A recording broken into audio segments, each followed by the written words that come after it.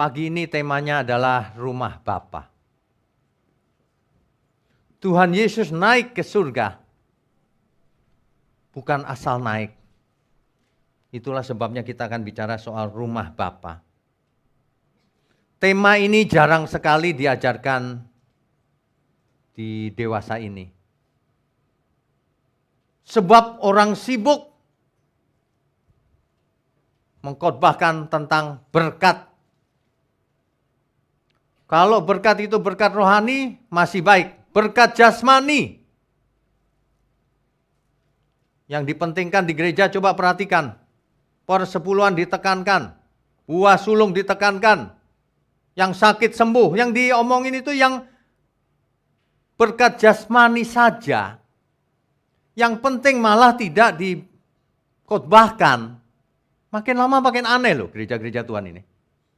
Saya kalau bicara gini selalu ada yang komentar, jangan ngomong gak enak Pak kalau didengar. Kalau gak mau diomongin gak enak, jangan gak berubah. Berubahlah kau. Belajar itu, khotbah itu dari Alkitab. Jangan sesuai kebutuhan. Disesuaikan. Ya, jemaat kasihan. Datang ke gereja tidak didewasakan. Malah terancam harus memberi ini, memberi itu. Seolah-olah Tuhan itu penarik pajak gitu. Ya. Rumah Tuhan harus kita mengerti dengan benar sebab itulah tujuan kita. Rumah Tuhan itu dalam bayangan orang surga. Sedangkan surga sendiri juga tidak dimengerti dengan benar. Tema surga juga sudah jarang dibicarakan di gereja. Surga neraka sudah jarang banget. Ya, makin lama makin jarang. Orang berpikir surga itu sesuatu yang misteri, yang tidak bisa dimengerti. Yang tidak nyata. Dunia roh. Ini kesalahan ini sudah terjadi sejak zaman dulu, sejak zamannya Tuhan Yesus. Ya. Bahkan mahasiswa teologi, kalau ditanya, coba tes, tanya. Surga apa menurutmu? Ngapain kita di surga? Jawabannya begini. Di surga kita pakai baju putih-putih, Pak. Ngapain? Nyanyi, Pak. Terus ngapain lagi? Ya nyanyi terus gitu. Sampai kapan? Selama-lamanya. Jadi di surga rupanya kita semua jadi anggota paduan suara selama-lamanya. Cuman itu bayangannya. Kalau saya ngajar, murid saya selalu saya tes. Menurutmu surga kayak apa? Bayangannya selalu begitu. Makanya tidak banyak orang pengen ke surga. Apalagi kalau di bumi gak bisa nyanyi. Aduh di surga jadi paduan suara. Aduh di surga jadi paduan suara selamanya lagi. Waduh, gak menarik surga. Membosankan. Karena salah mengerti. Aduh, makanya ya ngajar itu jangan salah. Kalau tidak mengerti jangan jadi pengajar. Kalau gak mengerti jangan bicara. Iya, banyak orang nggak pengen ke surga. Surga itu nanti roh, Pak. Dunia roh. Kita di sana tidak ingat apa-apa, Pak. Dunia roh. Rupanya di surga semua orang sakit amnesia. Lupa ingatan. Udah lupa ingatan nggak punya tubuh lagi. Cuma roh. Gentayangan. Nanti kalau ketemu suami ketemu istrinya. Pas mau pelukan, yeay mama. Lolos. Lah roh, bagaimana mau saling mengasihi? Roh, nggak ada loh di Alkitab itu. Itu hasil pikiran manusia. Yang saya bingung begini, kalau manusia itu common sense atau pakai pikirannya selalu salah. Makanya jangan pakai pikiran diri sendiri. Kamu sekolah setinggi apapun, profesor sekalipun, jangan pakai pikiran sendiri. Pakailah seluruh akal budi kita untuk mengerti kehendak Tuhan. Itu baru cerdas namanya. Cerdas itu bukan pintar matematika, bukan. Cerdas itu bisa mengerti kebenaran lalu kita jadi orang benar. Kalau orang salah mengerti nggak bisa jadi orang benar. Kenapa sih rumah Bapa ini istilahnya datang dari mana? Yohanes 14 ayat 2 sampai 3. Di rumah Bapakku banyak tempat tinggal, kata Tuhan Yesus. Itu jelas loh. Di rumah Bapakku banyak tempat tinggal. Tuhan Yesus tidak sedang menunjuk bait Allah. Tidak. Tuhan Yesus sedang menunjuk di rumah Bapakku. Siapa Bapaknya Tuhan Yesus?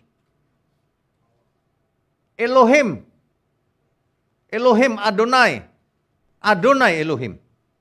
Allahnya Abraham, Ishak, dan Yakub. Itu jelas banget itu. Itu Bapak. Di rumah Bapakku banyak tempat tinggal. Artinya bukan di bumi. Jika tidak demikian tentu aku mengatakannya kepadamu.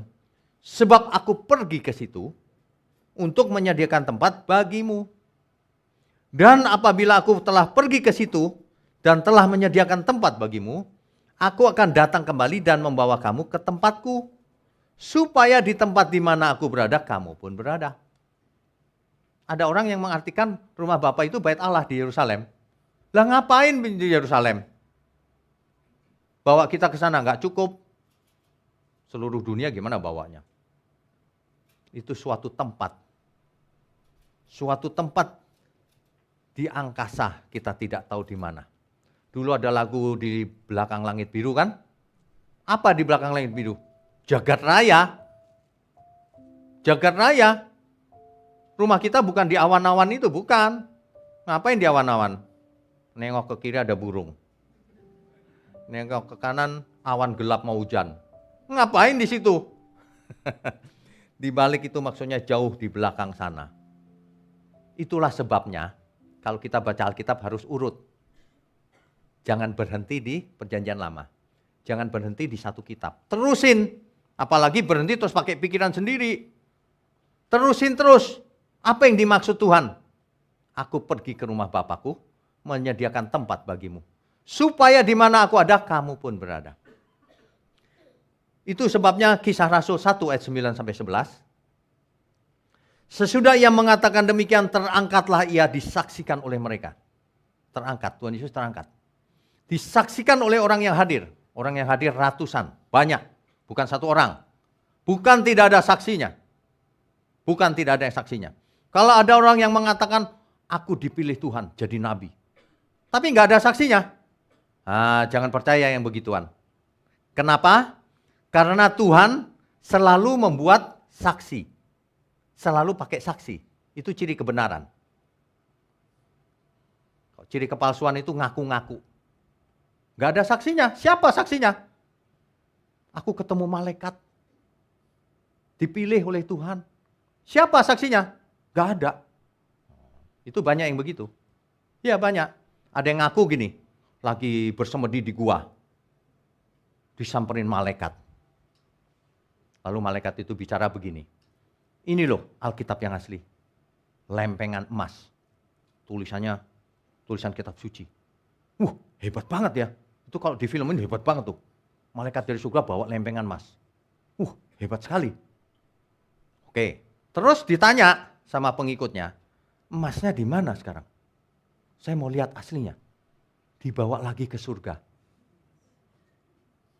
Siapa yang tahu nggak ada saksinya? Perhatikan, Tuhan tidak pernah begitu. Tuhan selalu menunjukkan sesuatu banyak saksinya. Minimal 2. Itulah sebabnya di kitab Wahyu dikatakan ada 2 saksi di akhir zaman. Minimal 2 selalu. Saksi itu minimal 2. Di kitab Wahyu dikatakan, saksi yang pertama adalah yang memiliki hukumnya Tuhan. Kalau kita bicara hukum itu artinya Taurat. Siapa yang memiliki Taurat? Israel. Saksi kedua. Yang memiliki kesaksian Yesus. Siapa yang memiliki kesaksian Yesus? Orang percaya. Jadi kalau mau tahu Allah yang benar itu siapa? Saksinya 2. Tanyalah Israel, tanyalah umat percaya. Pasti itu benar. Itu caranya begitu. Perhatikan modusnya si iblis. Selalu pakai modus yang sama. Nggak ada saksinya. Ngaku-ngaku, aku dipilih Tuhan. Selalu begitu. Aku ditemui malaikat. Selalu begitu. Tapi tidak ada buktinya. Kalau kita bongkar buktinya nanti ketahuan, palsu. Dan biasanya setan menyembunyikan hal itu. Nggak boleh dibongkar-bongkar. Nggak boleh diomong-omongin. Menyembunyikan kepalsuan. Kalau Alkitab silahkan dibaca, silahkan diterjemahkan, silahkan dibaca oleh siapapun. Silahkan dikritik. Oh, itu terbuka, kebenaran itu terbuka.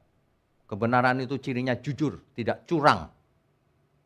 Ya, itulah sebabnya kalau kita melihat bagaimana Tuhan Yesus terangkat, disaksikan oleh mereka. Lalu naik perlahan-lahan kan? Kan Tuhan naiknya bukan seperti jet gitu, bukan. Pelan-pelan. Supaya dilihat banyak orang. Lalu sampai ke awan, ketutupan awan kan, udah nggak tahu kemana. Orang-orang masih lihat bengong. Sebab sepanjang zaman tidak ada orang yang bisa terbang. Cuma satu kejadiannya. Sehingga, ayat berikutnya, ketika mereka sedang menatap ke langit waktu ia naik itu, tiba-tiba berdirilah dua orang yang berpakaian putih dekat mereka. Dan berkata kepada mereka, hai orang-orang Galilea, mengapakah kamu berdiri melihat ke langit? Yesus ini yang terangkat ke surga, meninggalkan kamu, akan datang kembali dengan cara yang sama seperti kamu melihat dia naik ke surga. Dengan cara yang turun. Turunnya diam-diam atau bisa dilihat? Bisa dilihat dengan cara yang sama. Itu sebabnya film Left Behind itu salah. Jangan ditonton lagi kalau ada film-film kayak gitu. Tuhan Yesus datangnya diam-diam, gak kelihatan. Lalu manusia diangkat. Jadi sinar. Gigi palsunya ketinggalan. Pakaiannya ketinggalan. Terus naik. Tapi Tuhan Yesusnya gak kelihatan. Diam-diam. Tuhan Yesus datang tidak pernah diam-diam. Tak kasih tahu. Pasti dia menyatakan dirinya dengan penuh kemuliaan. Amin, saudara. Dan berkata kepada mereka, hai orang-orang Galilea, mengapakah kamu berdiri melihat ke langit? Yesus ini yang terangkat akan turun lagi seperti kau lihat dia naik. Artinya nanti kalau Tuhan Yesus datang lagi, fisik atau roh? Fisik. Hari ini banyak orang seperti Thomas, tidak percaya fisik. Gak bakalan Tuhan ulurkan tangannya, kau cocokkan lagi, gak ada lagi. Kitab suci sudah menulis. Dulu waktu Yesus masuk ke ruangan di mana para rasul ada, itu para rasul takut. Kenapa? Nembus tembok. Kok bisa? Lalu Alkitab salah terjemahan. Hantu. Yesus bilang, aku bukan hantu. Ini aku, Thomas. Bukan hantu itu. Teks aslinya pneuma. Itu Tuhan bicara begini. Aku roh. Aku ini bukan roh. Coba pegang Thomas, tanganku ini. Begitu dipegang, oh iya, bener lu bangkit. Apa artinya bangkit? Hidup kembali. Hidup lagi. Lah kalau ada yang mikirnya bangkit itu rohnya Pak yang bangkit. Lah kalau rohnya yang bangkit ketika orang mati ya rohnya udah keluar memang. Terus kapan bangkitnya? Kalau Tuhan Yesus datang membangkitkan apa artinya? Roh gak bisa mati, saudara. Makanya bangkit itu artinya hidup lagi. Apa artinya hidup lagi? Ada roh, ada tubuh fisik. Kalau cuma tubuh fisiknya nggak ada rohnya artinya mayat. Kalau ada rohnya tapi nggak ada tubuh fisiknya artinya gentayangan. Itu bukan hidup namanya. Hidup itu ada tubuhnya, ada rohnya. Makanya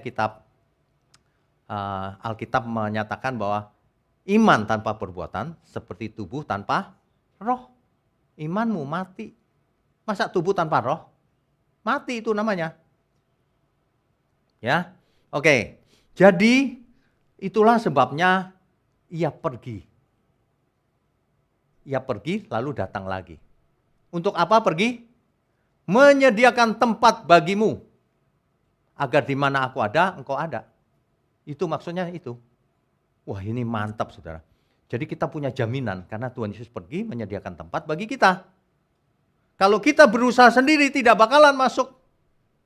Memangnya ada di mana? Saya mau tanya. Ilmuwan seluruh dunia boleh berkumpul. Buat koordinatnya surga di mana? Pasti mereka tahu, tidak mungkin. Jangankan surga. Suatu planet yang jutaan tahun cahaya dari sini nggak bisa dikoordinatkan.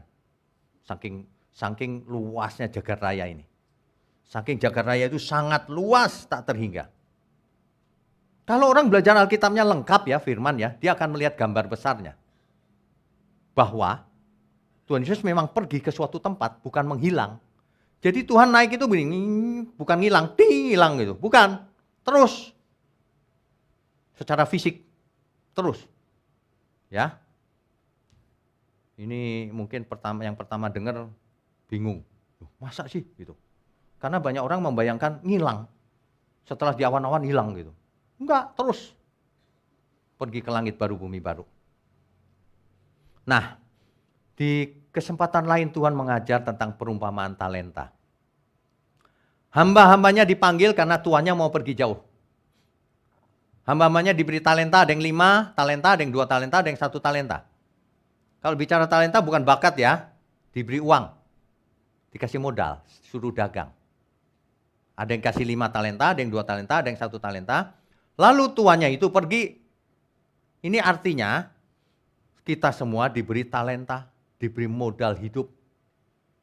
Lalu tuan itu pergi kemana? Ke rumah Bapak.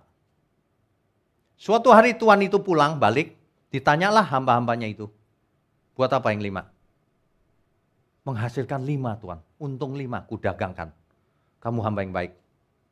Yang 2, menghasilkan 2 tuan, kamu hamba yang baik. Yang 1, menghasilkan 1, bukan. Yang 1 ternyata kusimpen, gak diusahakan. Udah dikasih enteng, gak dikerjakan lagi. Marahlah tuan ini, kamu hamba yang jahat. Dibuang ke api kekal. Nanti kalau Tuhan Yesus datang kembali, setiap kita akan mempertanggungjawabkan apa yang kita perbuat selama kita hidup. Apakah itu baik atau jahat di mata Tuhan.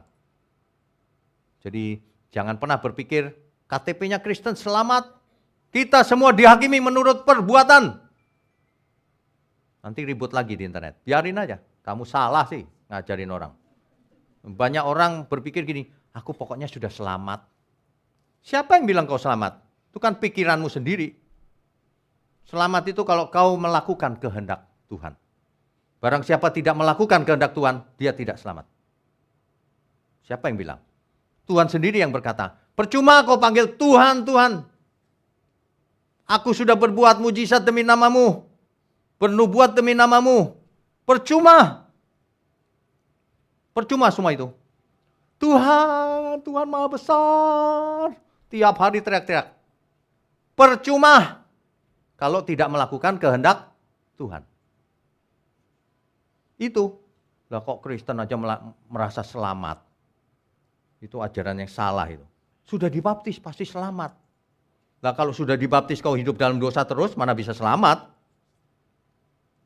Selamat itu bukan takdir loh. Bukan predestinasinya Tuhan, penentuan Tuhan, bukan. Tuhan memberi kesempatan pada kita untuk merespon, bertobat atau tidak. Kisah Rasul 3 ayat 19. Oleh karena itu kamu harus bersadar dan berbalik, bertobat. Supaya dosamu diampuni. Kalau enggak diampuni. Kau pikir Yesus mati buat siapa? Buat orang yang bertobat. Kalau enggak mau bertobat ya enggak. Jadi banyak sekali perumpamaan yang seperti itu. Jadi kalau kita mendengar istilah rumah Bapa. Rumah Bapa itu apa? Menunjuk pada suatu lokasi secara fisik. Ya, secara fisik. Suatu lokasi yang real, nyata. Bukan hanya suasana. Ada yang ngajarin, surga itu suasana aja Pak, suasana nyaman. Nggak ada lokasinya, nggak ada. Artinya dia sedang berpikir bahwa kebangkitan itu roh. Gentayangan. Bukan. Rumah Bapa, ada yang tanya sama saya ini, rumah Bapa kan, Bapa itu kan roh Pak. Kalau baca Alkitab, lihat konteksnya. Sebelum langit dan bumi ini diciptakan, tentu saja ada rumah Bapa. Tahta Bapa di surga. Yaitu dunia yang penuh misteri. Roh dan sebagainya kita tidak bisa menghampirinya. Tapi untuk manusia yang dibawa nanti secara fisik, itulah yang dimaksud rumah Bapa oleh Tuhan Yesus. Di rumah Bapakku banyak tempat tinggal. Banyak tempat tinggal itu dalam teks aslinya artinya banyak ruangan. Banyak rumah. Bisa juga. Banyak tempat tinggal. Di mana kita bisa tinggal di sana. Ruangan, saudara. Nah ini beda dengan tahta Bapa. Ini yang disediakan untuk manusia. Yang disebut oleh Alkitab, langit yang baru dan bumi yang baru. Itu sebenarnya. Jadi di rumah Bapakku banyak tempat tinggal. Jadi Tuhan akan menyediakan tempat bagi kita semua. Jangan sampai Kristen tapi tidak pernah mendengar langit yang baru, bumi yang baru. Hari ini ada yang mengajarkan itu ya, rumah Bapa itu di bumi. Langit baru, bumi baru itu ya bumi ini katanya. Padahal Alkitab jelas mengatakan langit dan bumi akan lenyap, hancur oleh nyala api. Direnovasi kata dia. Tukang bangunan kali dia. Renovasi lagi. Gak ada di Alkitab. Itulah sebabnya kalau orang suka pakai pikirannya sendiri, tapi tidak pakai data-data di Alkitab. Begitu. Makanya ya, banyak jemaat tuh bingung. Yang benar yang mana sih? Tapi Alkitab memberikan satu clue, tanda. Dari buahnya kau akan lihat pohon apa itu. Pohon kebenaran atau pohon kepalsuan. Dari buahnya. Lihat saja bagaimana ia hidup. Lihat saja dampaknya dengan ajaran itu apa yang terjadi dalam pribadi kita masing-masing. Ya, apakah dia sedang merindukan surga atau dia betah di bumi? Apakah dia lebih cinta mamon ataukah cinta Tuhan? Ini kelihatan buahnya sebenarnya. Ya, orang yang cinta Tuhan pasti dia di bumi ini hanya sementara. Pasti dia tahu, aku sedang menantikan kedatangan Tuhan. Sesuai dengan janjinya itu. Suatu hari Tuhan datang, aku didapatinya berkenan. Semua talenta yang ada padaku, nanti waktu Tuhan berkata, bagaimana dengan talentamu? Ini Tuhan, diberi 5, aku hasilkan 5. Hamba yang baik kata Tuhan. Hari ini orang diarahkan kemana dia? Ininya, hasratnya. Ini kita mesti introspeksi diri semuanya. Selama ini hasratku kuarahkan kemana? Kalau orang benar ya, dia sedang membayangkan, bilakah ku pandang wajahmu Tuhan. Mestinya begitu loh. Ya, di dalam kemuliaan surgawi.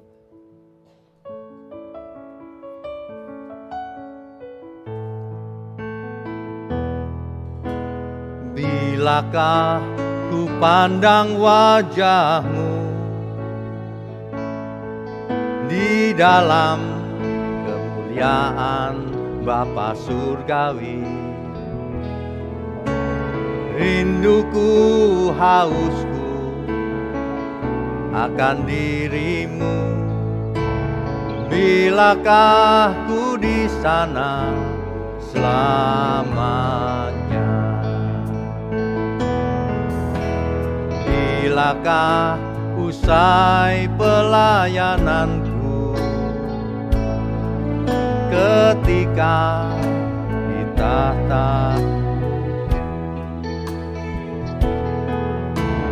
kau sebut namaku, nama yang baru.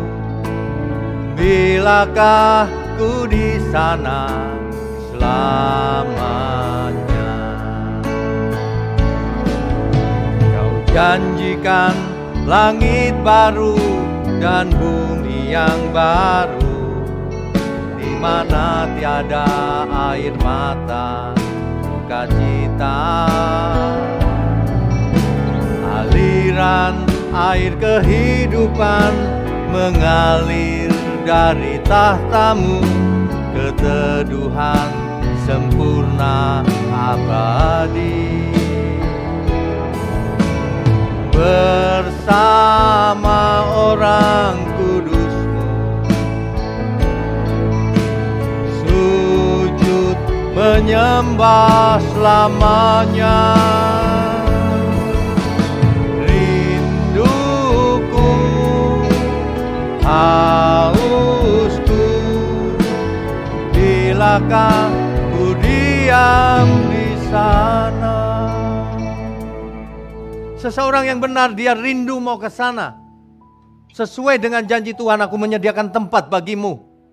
Di rumah Bapakku banyak tempat tinggal. Aku mau Tuhan. Tapi heran banyak orang, Aku tidak mau Tuhan, di sini enak. Di sini aku kaya raya, suka-suka sendiri. Nanti di sana gimana? Orang gak kenal Tuhan, dia takut saudara dibawa ke surga. Dia sendiri sebenarnya sudah tahu bahwa dia tidak layak. Sebenarnya Alkitab memakai kata samayim atau oranos. Artinya adalah bisa diterjemahkan langit, bisa diterjemahkan surga. Tergantung dari konteksnya. Tapi kata-katanya sama. Itu menggambarkan bahwa surga itu real. Dunia fisik. Makanya surganya manusia disebut langit yang baru, bumi yang baru. Saya mau tanya, bumi nanti segitiga enggak yang baru? Ya tetap bulat, masa segitiga? Nanti badan kita nanti gimana? Bulat kayak bola gitu? Atau kayak lidi? Atau kayak apa? Atau enggak punya rambut? Warna kulitnya hijau? Banyak nonton film itu.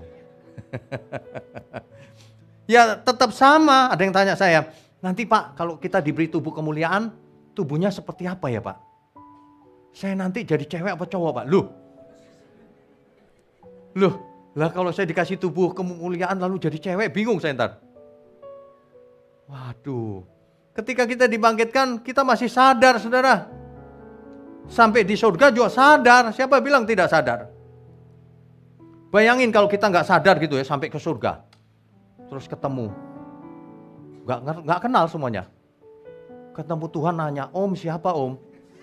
Loh, salah, kita masih sadar saudara. Tahu dari mana? Tuhan Yesus yang mengajar. Ada orang kaya, ada Lazarus. Setelah mati orang kayanya masih ingat saudaranya yang di bumi. Aku mau kasih tahu dia supaya dia tidak mengalami hal yang sama yang seperti aku. Sengsara, kesakitan. Itu belum kebangkitan loh, itu masih dunia roh loh, masih udah kesakitan dia. Apalagi nanti Yesus datang diberi tubuh untuk dibakar di kekekalan. Wah, itu udah meraung-raung dia. Dan sudah percuma juga dia meraung-raung. Samayim, surga itu jagat raya yang tak terhingga. Ada orang yang berpikir surga itu seperti ruangan. Kapasitasnya berapa ya? 144.000 kata kitab Wahyu. Itu figuratif. Itu bukan harafiah. Bukan 144.000. Ada suatu jumlah tertentu yang kita tidak tahu. Itu sebabnya Alkitab berkata, jika jumlahnya genap, artinya jumlahnya sudah cukup, maka Yesus datang. Maka Tuhan datang. Kita tidak tahu apakah jumlahnya sudah genap atau belum. Makanya cepatlah bertobat. Sebelum kuotanya habis. Aduh, orang menunda-nunda. Banyak orang yang filosofinya gini, nanti ajalah. Itu penjahat di samping Yesus terakhir-terakhir sembuh itu masuk surga juga gitu. Waduh, banyak orang gak tahu bahwa itu bukan penjahat. Itu dicap penjahat oleh Roma karena memberontak terhadap Roma. Banyak orang gak ngerti. Detik terakhir mau bertobat katanya. Iya kalau sempat. Kalau pas jalan terus jantungnya berhenti gimana? Tiba-tiba. Gak sempat bertobat. Kan begitu. Di zaman perjanjian lama saja, itu sudah luar biasa loh pemazmur. Alkitab juga menulis luar biasa. Cakrawala menceritakan kemuliaan Allah. Tentu yang dimaksud cakrawala bukan langit biru ini, bukan. Di balik itu jagat raya. Coba nanti di Google, di internet. Bumi itu sekecil apa dibandingkan jagat raya? Gak ada apa-apanya, titik. Lah kalau bumi aja titik, kita debu dalam debu. Makanya jangan sombong. Apa sih yang disombongin? Ya enggak? Kemarin kan kita bahas soal hedonisme. Ngapain pamer-pamer segala? Sebentar lagi semuanya berlalu. Ada orang yang kasih tahu saya bikin cincin Salomo, Pak. Iya, dia order online.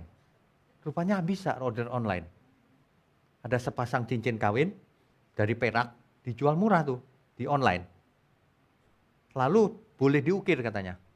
Nah, Pak kasih saya huruf Ibraninya. Gamse Yafor. Saya kasih. Diukir loh, jadi difotoin ke saya. Wah, jadi. Kalau ada orang yang sombong-sombong kita kasih aja itu. Semuanya akan berlalu bro. Kok sombong tuh ngapain sih? Yang saya bingung lagi, jahat. Hidup sekali aja jahat, bayangin. Untungnya apa sih kau jahat itu? Untungnya apa sih mulutmu itu jahat? Memfitnah sana, memfitnah sini. Untungnya apa coba? Kan gak ada. Gak ada untung aja jahat. Gimana kalau ada untung? Saya kadang-kadang heran banget lihat-lihat orang itu. Ya, jadi pengertian ini harus dicamkan, dihidupi. Suatu hari aku punya rumah di surga bersama Tuhan dan semua saudaraku seiman. Ketemu lagi kita. Cuma ketemunya tidak seperti sekarang. Kan sekarang ada yang jalannya sudah pelan karena sudah tua kan. Nanti di surga dia nggak gitu, di surga udah biasa, udah kembali muda lagi. Dan kita mungkin juga kenal juga, ini bener gak sih? Gitu. Jadi pangling gitu. Nanti kalau suami ketemu istrinya, jangan pura-pura lupa.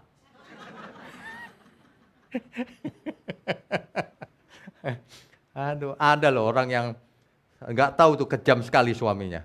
Istrinya sampai ngomong begini, kalau kamu masuk surga, aku nggak mau masuk surga. Habis jahat banget mulutnya. Aduh, jangan ya saudara, kita bersama seluruh keluarga kita bawa ke surga semuanya. Amin ya? Iyalah, siapa yang nggak mau ke surga? Semua orang berkata amin ketika ke surga. Mau bayar harga nggak? Rumah Bapa di surga itu tidak disewakan, saudara. Nggak bisa dibayar pakai uang. Tidak bisa dibayar pakai pahala. Tapi hanya perkenanan Tuhanlah yang bisa membuat kita berkenan ke sana. Apa itu? Hiduplah sebagai anak Bapa di surga. Cuma itu yang diinginkan. Yang hidupnya kudus, tak bercacat, tak bercela. Tidak ada seorang pun yang tidak kudus bisa sampai ke rumah Bapa. Gak ada. Kuduslah kamu sebab aku kudus.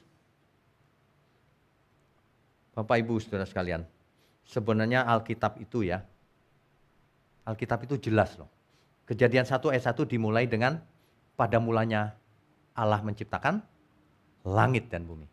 Yaitu langit dan bumi yang sekarang. Jatuh dalam dosa. Padahal rencananya Adam hidup kekal di situ. Memimpin dan beranak cucu. Rencananya begitu. Tapi jatuh dalam dosa, dikutuk. Manusia akan mengalami kematian fisik, kematian rohani. Bumi akan dikutuk menjadi lautan api. Itu sebabnya Nabi Yesaya bernubuat. Nubuatannya begini, Yesaya 65 ayatnya yang ke-17. Sebab sesungguhnya aku menciptakan langit yang baru dan bumi yang baru. Kata menciptakan di situ dipakai kata kerja yang sama dengan yang Kejadian 1 ayat 1 loh. Dalam bahasa Ibrani kata kerjanya sama, bara. Artinya menciptakan dari yang tidak ada menjadi ada. Itu penciptaan yang sama. Jadi ketika Tuhan Yesus pergi ke rumah Bapa, dia sedang menciptakan langit yang baru, bumi yang baru lagi. Yang baru, penciptaan kembali. Jadi makanya yang ini dimusnahkan, kita dibawa ke yang baru. Itu sebenarnya yang dimaksud rumah Bapa oleh Tuhan Yesus di konteks ayat itu. Nanti ada orang yang mendengarkan cuma kalimat terakhir ini, salah, rumah Bapa itu tahta Bapa. Orang itu suka gitu loh. Makanya kalau di YouTube ya, ada yang komentar yang nyeleneh gitu ya. Saya cuma kasih tahu begini, dengarkan ini dulu ya bro, ini linknya.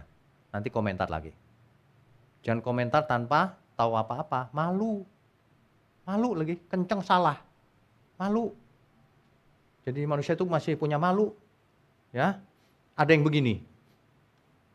Apa buktinya? Begini-begini, saya kasih ayatnya. Mestinya kan yang benar, ayat itu bukan begitu bro, atau iya benar, atau bukan begitu karena ini gitu ya. Mestinya gitu ya. Tapi langsung ngomongnya gini, ini doktor teologi abal-abal. Ya, saya cuma ketawa aja.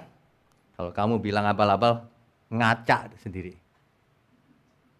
Ngaca. Coba kau abal-abal apa enggak?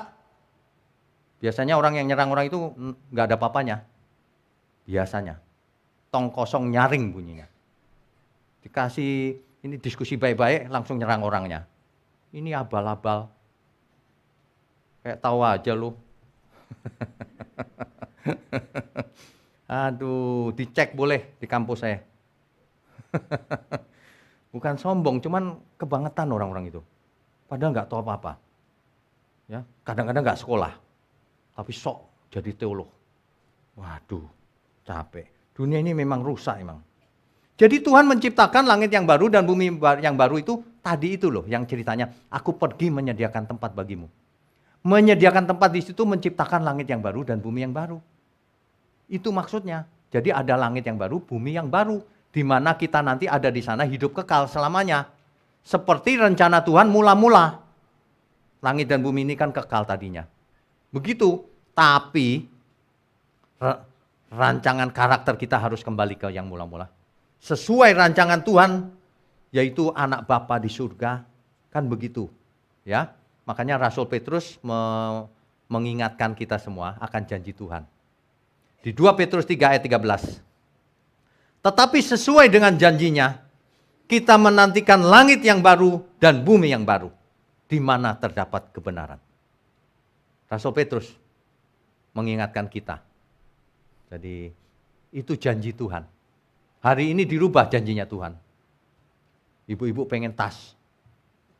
Aku klaim janjinya. Kapan Tuhan janji tas sama lu? Mana ada Tuhan janji tas? Janji tas, jadi rumah mewah, janji jodoh. Nggak ada itu di Alkitab. Itu kan pikiran manusia. Janji Tuhan itu langit baru, bumi baru. Ada amin? Makanya orang yang mengerti, dia pengen ke langit baru, bumi baru. Alkitab, dicatat aja yang ini. Kejadian 1 ayat 1, penciptaan langit dan bumi yang sekarang. Yesaya 65 ayat 17 dan 66 ayat 22, sesungguhnya aku menciptakan langit yang baru dan bumi yang baru. 2 Petrus 3 ayat 13, Rasul Petrus mengingatkan, sesuai dengan janjinya kita sedang menantikan langit yang baru dan bumi yang baru. Di kitab Wahyu 21 ayat 1, di situ digambarkan suasana di langit yang baru, bumi yang baru. Jadi sebenarnya Alkitab itu diawali dengan langit dan bumi, gagal, diakhiri dengan langit yang baru, bumi yang baru. Di sanalah tujuan kita semuanya. Sebenarnya begitu, saudara. Jadi kedatangan Tuhan itu seperti pencuri, kita tahu, maksudnya tidak diketahui, pada hari itu langit dan bumi akan lenyap. Tidak akan direnovasi lagi. Tidak ada rencana renovasi. Tidak ada janjinya Tuhan yang renovasi itu tidak ada. Ya. Langit dan bumi akan lenyap oleh nyala api. Oleh nyala api, saudara. Betapa mengerikannya hal itu. Sehingga kita jangan hidup sembarangan. Aku kalau tahu jadi takut Tuhan. Bagus. Selama menumpang di dunia ini kamu harus takut berbuat dosa. Tapi tidak takut apapun. Itu prinsip dasarnya. Makanya orang benar gak takut apapun. Mau miskin mau enggak takut. Mau setan gak takut. Tidak takut apapun. Yang kutakutkan hanyalah kalau hidupku jatuh dalam dosa. Yang kutakutkan adalah kalau hidupku tidak berkenan bagi Tuhan. Apa arti berkenan? Mahasiswa teologi S2, S3 saya tes tuh. Berkenan artinya apa? Gak bisa jawab mereka. Jemaat di sini nanti bisa jawab. Berkenan itu artinya menyenangkan Tuhan. Kalau hidupku berkenan bagi Tuhan, artinya hidupku menyenangkan Tuhan. Kalau perkenanan Tuhan ada padaku, artinya Tuhan senang sama aku. Makanya kita mencari perkenanan Tuhan. Amin. Mulai hari ini kalau ketemu kata berkenan, perkenanan dan sebagainya, maksudnya Tuhan disenangkan atau tidak. Itu maksudnya. Makanya kita cari perkenanan Tuhan itu, apapun kita lakukan untuk menyenangkan Dia. Sebab Dia sudah sediakan rumah bagi kita, tempat bagi kita, tempat tinggal bagi kita semua suatu hari nanti. Ya. Orang yang tidak takut akan Tuhan, dia hidup hari ini sembarangan. Itulah sebabnya dia, enggak lah, neraka itu enggak ada kata dia. Waduh, padahal nih, Suatu hari nanti kan jadi, mentari takkan bersinar lagi, suasana mencekam, dunia yang semakin kelam. Dunia itu semakin kelam, apalagi kedatangan Tuhan, langit jadi tembaga. Wah, semua lutut meleleh, bertekuk lutut mengaku Dia Tuhan. Tetapi hari itu sudah terlambat. Sudah terlambat. Orang yang tidak bertobat sudah terlambat, ditinggal sama Tuhan. Tetapi umat Tuhan yang mempersiapkan diri baik-baik, dia justru menyambut kedatangannya itu. Ketika Tuhan Yesus, tes, ya. Akhirnya Tuhan Yesus datang nih. Ketika Tuhan Yesus datang, orang benar gak takut, saudara. Justru dia akan menyambutnya.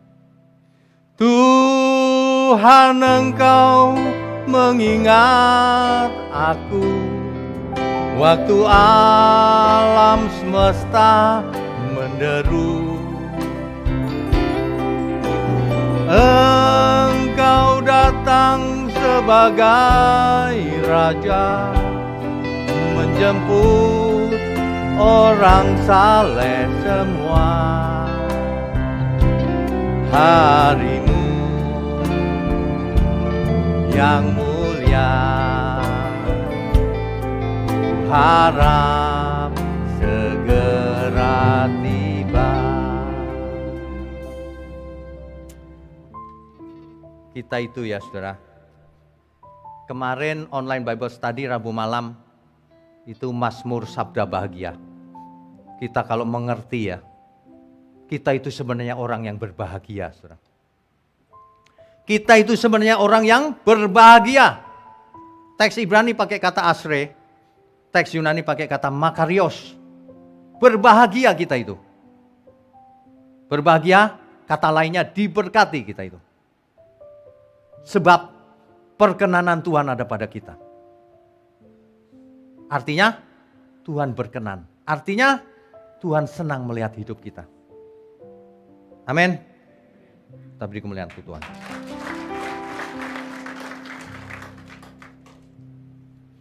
Saudara sekalian, ada banyak sekali kebenaran yang harus kita pelajari dan kita hidupi. Cuman yaitu tidak gampang dan tidak instan. Segala sesuatu itu tidak instan. Segala sesuatu itu perlu waktu, ya, dan tidak mudah, sangat tidak mudah.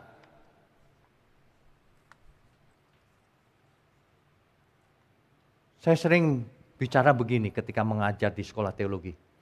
Kalau kita belajar sesuatu, apapun itu, doktrin apapun, topik apapun, harus diperhatikan dampaknya apa dalam hidup kita.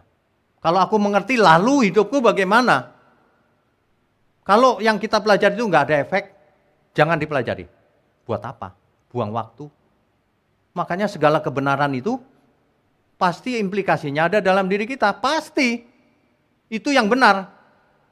Makanya Alkitab berkata, Injil itu kekuatan Allah yang menyelamatkan. Menyelamatkan dari apa?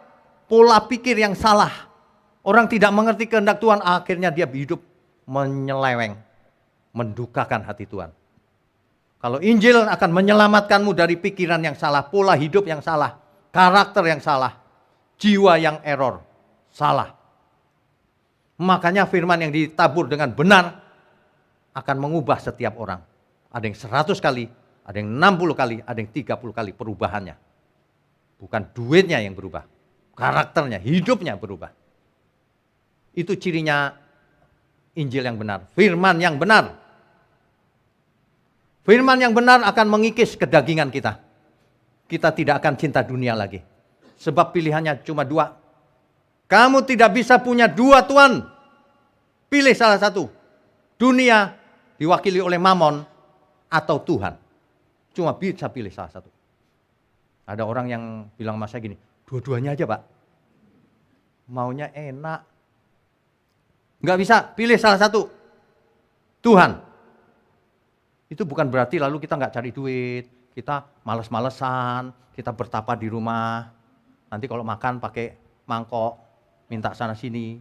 Bukan begitu, itu salah itu. Justru kita mesti banyak duit, harus efektif, harus cerdas, tapi bukan hidup untuk diri sendiri. Amin. Kerja keras, saudara. Yang pintar, kerja keras, cari peluang, belajar. Hidup cuma sekali mesti bermakna untuk Tuhan. Hidup cuma sekali mesti berguna bagi sesama. Jangan malas-malesan, belajar. Kita bukan anti mamon, tapi menggunakan mamon sebagai alat hamba kita untuk memuliakan Tuhan. Jangan kita yang diperhamba oleh mamon, terbalik. Banyak orang diperhamba oleh mamon, itu masalahnya gitu. Kalau orang diperhamba oleh mamon, dia tidak rindu Tuhan. Kalau orang tuanya Tuhan, dia merindukan Tuhan sementara ada di bumi. Sementara harus bekerja keras, sementara harus belajar lagi sesuatu yang belum dimengerti. Sementara harus melakukan ini itu untuk bertanggung jawab terhadap keluarga, terhadap masyarakat, terhadap seluruhnya di gereja melayani, belajar. Ya. Kalau orang sudah mengerti, jiwa rohnya akan mau menantikan Tuhan. Ya, pasti mau menantikan Tuhan. Coba saudara periksa diri sendiri, apakah kita rindu Tuhan atau tidak. Mestinya kita semua begini, saudara. Ku menantikan Engkau Tuhanku, bermata hati kesayanganku, sekian lama Engkau ku rindukan, bilakah kita bertemu? Tempatku tetap di rumah Bapa, pelabuhanku hanya di sana. Engkau janjikan segera kembali menjemputku pulang. Di sini kita mau pulang, saudara? Mau pulang, amin? Siapa yang mau duluan? Loh, yang duluan gak mau. Katanya mau pulang. Jangan mau duluan, saudara. Kalau Tuhan panggil duluan ya siap Tuhan. Tapi kalau belum dipanggil jangan buru-buru pulang. Ya. Sebab itu jaga kesehatan. Sebab itu jaga pola hidup. Itu merupakan bagian dari iman. Kerjakan untuk Tuhan. Aku mau umur panjang Tuhan. Ku persembahkan untuk Tuhan. Begitu. Dunia ini gak menarik. Setuju. Tetapi hidup bersama Tuhan di dunia yang tidak menarik ini menarik. Sebab kita menjadi alat di tangan Tuhan. Amin, saudara. Setiap saudara bisa jadi alat di tangan Tuhan. Bukan cuma pendeta, bukan cuma aktivis. Setiap kita di bidangnya kita masing-masing. Ada yang uangnya banyak, dukung pekerjaan Tuhan. Ada yang pintar IT, dukung pekerjaan Tuhan. Ada yang suaranya bagus, dukung. Setiap kita dibagikan kemampuan. Aku gak punya semua Pak. Bisa bagikan kebenaran ke orang-orang. Jadilah marketingnya Tuhan. Jangan kalau marketing dunia aja rajin banget. Tapi keselamatan gak mau jadi marketing. Setiap kita itu harus memasarkan, istilah tanda kutipnya memasarkan, ini loh keselamatan. Gak usah bayar uang, ini loh keselamatan. Kamu bertobatlah. Kalau enggak kamu celaka. Kita itu seperti melihat orang mau terjun ke jurang semua gitu. Bertobatlah, itu jurang. Suatu hari saya diberi mimpi oleh Tuhan. Itu pesan saya percaya. Di mimpi itu hujan api dari langit. Hujan api. Saya kalau mimpi itu kayak 3 dimensi, kayak saya di situ gitu. Hujan api. Loh. Belum sampai bumi, hujan gitu, api. Terus semua orang saya lihat itu ada yang lagi makan. Saya kasih tahu, hujan api, sebentar mau makan dulu. Ada lagi yang lagi make up. Hujan api, lihat tuh. Sebentar, belum selesai. Iya loh, saya sampai teriak, hujan api gitu. Wah, akhirnya hujan api sampai ke bumi. Wah, habis gitu. Tapi di mimpi itu saya nggak apa-apa. Saya cuma melihat, aduh Tuhan, habis semuanya. Lenyap oleh api. Itu saya percaya Tuhan sedang ngasih pesan ke kita semua. Langit dan bumi akan jadi api. Kamu pikirlah yang benar. Pikir apa sih? Matre lupakan. Jam Rolex gak bisa nolong. Pakai aja, biasa-biasa aja. Jangan pelit sama sesama. Jangan berani sama orang tua. Berbakti sama orang tua anak-anak. Anak zaman sekarang jarang yang berbakti sama orang tua. Ya, itu sebabnya yang saya membayangkan kita mesti punya panti jompo itu. Karena saya lihat banyak orang tua disia-siakan oleh anaknya. Kita siapkan, cuma belum siap karena profesionalnya belum ada. Meskipun dukungan mulai mengalir, ada 2-3 orang gitu ya. Aduh, dunia ini mengerikan saudara. Padahal Tuhan pesannya jelas. Aku pergi menyediakan tempat bagimu. Di rumah Bapakku banyak tempat tinggal. Supaya di mana kamu ada, aku ada. Jelas, clear janji Tuhan. Mari kita belajar menantikan Tuhan. Dan hidup kudus tak bercacat, tak bercelah. Amin ya semua. Saya undang semua untuk bangkit berdiri. Kita beri kemuliaan untuk Tuhan. Saudara sekalian, bicara soal kebenaran, setiap orang merasa benar. Makanya semua kecap di nomor satu kan. Ada orang yang mengatakan saya paling benar, ini paling benar, itu paling benar. Mana sebenarnya yang paling benar? Oleh sebab itu, hadiri seminar 7 natur kebenaran dan aplikasinya. Seminar ini wajib dihadiri oleh para teolog, apologet, pengkhotbah, bahkan oleh para jemaat sendiri. Agar kita bisa membedakan manakah yang benar, manakah yang salah. Inilah alat uji kebenaran yang sangat objektif dan alkitabiah. Pastikan saudara ikut. Dan ajak seluruh saudara dan sahabat-sahabat. Bapak-bapak dan ibu-ibu yang terkasih dimanapun berada, yuk kita belajar pelajaran Alkitab bersama secara online. Setiap hari Rabu jam 7 malam bersama pendeta Bapak Wiknyo Tanto secara online, bisa melalui Zoom.